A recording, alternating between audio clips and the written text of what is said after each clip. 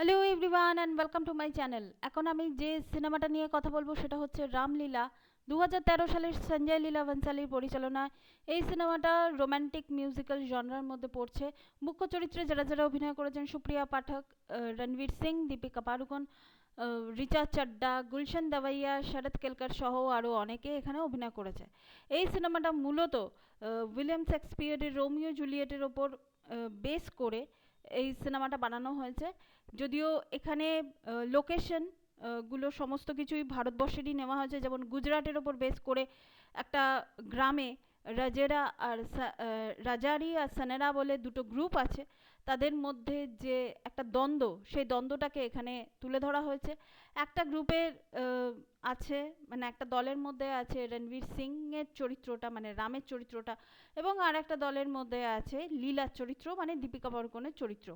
তো এই দুটো দলের মধ্যে যে টাসেল এবং দুটো দলের এই যে ছেলে মেয়ে দুটো রাম আর লীলার মধ্যে প্রথম যে দেখা হয় হোলির সময়, সেখান থেকে তাদের মধ্যে প্রেম এবং তারপর সেই প্রেমটা কতদূর পর্যন্ত এগোয় সেইটা নিয়েই হচ্ছে এই রামলীলা।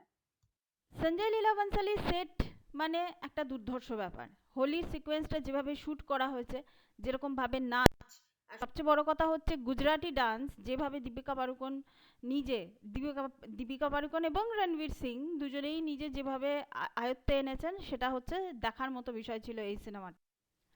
এই সিনেমাটাতে সুপ্রিয়া পাঠক মানে ধনখোর আর লীলার মধ্যে, মা মেয়ের মধ্যে যে একটা সম্পর্ক বা মেয়ের প্রেম নিয়ে মায়ের যে একটা বিরোধ, এই দুটো জিনিসের মধ্যে যে টানাপোড়েন, সেই টানাপোড়েনটাও কিন্তু এখানে ভালোভাবে দেখানো হয়েছে। এবং দীপিকা পাড়ুকোনের যে আঙুল কেটে ফেলা ওই দৃশ্যটা না খুবই মর্মস্পর্শী, মানে ওই দৃশ্যটা মানে খুবই খারাপ লাগে দেখতে। এবং ওই দৃশ্যটা মানে নেওয়া যায় না আর কি। এরকম ধরনেরই দৃশ্য এখানে সঞ্জয় লীলা বনশালী দেখিয়েছেন।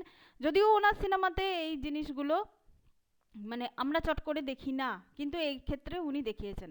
আর একজনের কথা বলতেই হয়, সেটা হচ্ছে ভবানীর কথা, মানে গুলশান দাবাইয়ার কথা।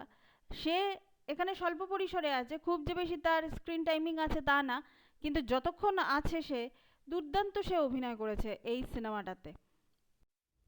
এখানে শরৎ কেলকার আর রিচা চাড্ডা যতটুকু সময় আছে, বিশেষ করে রিচা চাড্ডাকে আমার কিন্তু এখানে বেশ ভালো লেগেছে। তবে শরৎ কেলকারের চরিত্রটা আরেকটু যদি জায়গা পেত তাহলে ভালো লাগতো। এবং এই যে দুটো গোষ্ঠীর মধ্যে দ্বন্দ্ব, এবং তারপরে আমরা যে ফাইনাল সিনে দেখতে পাচ্ছি যে রামলীলা এক হয়ে গায়ে বলে যে দুজনের মধ্যে যে সেলফি তোলা, অ্যাকচুয়ালি তারা এক হলো না, আলাদা হয়ে গেল। এবং তারা যে পরিণত হয়ে গেল আস্তে আস্তে, সেই পরিণত হয়ে যাওয়ার পরে তাদের দুজনের বডি ল্যাঙ্গুয়েজ, অ্যাপিয়ারেন্স, এমনকি পোশাক আশাকের মধ্যেও যে পরিবর্তনটা আসলো, সেই পরিবর্তনটা কিন্তু আমরা এই দুটো ছবির মধ্যে কিন্তু আমরা দেখতে পাই। এবং শেষ দৃশ্যটা হচ্ছে ভয়ানক দৃশ্য, মানে ওই দৃশ্যটা নেওয়া যায় না। আর লাল ইশক যে গানটা, সেই গানটা হচ্ছে এই সিনেমার বেস্ট গান আমার মনে হয়েছে। যদিও এই সিনেমাটা মিউজিক্যাল, সঞ্জয় লীলা বনশালী প্রত্যেকটা গানকে সিকোয়েন্স অনুযায়ী এখানে উনি দেখিয়েছেন, এটা মিউজিক্যাল, কিন্তু তবুও আমার লাল ইশক যে সিনেমাটা, যখন লাল ইশক, যখন ওই গানটা যখন হচ্ছে আর দৃশ্যগুলো যখন আমরা দেখতে পাচ্ছি, মানে তখন না মানে গায়ে কাঁটা দিয়ে ওঠে এই এই গানটার ক্ষেত্রে। তো ওভারঅল এই সিনেমাটা এখনকার দিনে এখনো পর্যন্ত এই সিনেমাটা প্রাসঙ্গিক। এবং এই সিনেমাটা মানে বারবার করে এই সিনেমাটার রিওয়াজ ভ্যালু আছে, বারবার করে দেখার মতোই এই এই সিনেমাটা। So thank you so much, that's all. Please keep watching and please subscribe my channel. Till then, good by.